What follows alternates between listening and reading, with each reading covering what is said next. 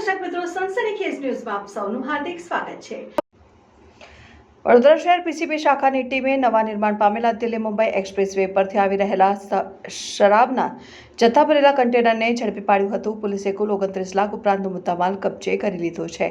પ્રાપ્ત માહિતી અનુસાર વડોદરા શહેર પીસીબી શાખાની ટીમને માહિતી મળી હતી કે મુંબઈ તરફથી એક અશોક લેલાન્ડ કન્ટેનરમાં વિદેશી શરાબનું જથ્થું ભરીને વડોદરા તરફ આવી રહ્યું છે। આ container Delhi Mumbai express highway ઉપર જઈને ફાઝલપુર તરફ નીકળનાર છે। જે માહિતીને આધારે પોલીસે વોચ ગોઠવી હતી। બાતમીવાળું કન્ટેનર સ્થળ પર આવી પહોંચતા પોલીસે તેને રોકીને તપાસ શરૂ કરી, જેમાં પ્લાસ્ટિકના રો મટીરિયલની આડમાં વિદેશી શરાબનો મોટો જથ્થો મળી આવ્યો। આ સાથે શરાબની હેરાફેરીમાં અગાઉ ઝડપાયેલો ભાગીરથ નામનો આરોપી પણ કન્ટેનર સાથે ઝડપાયો।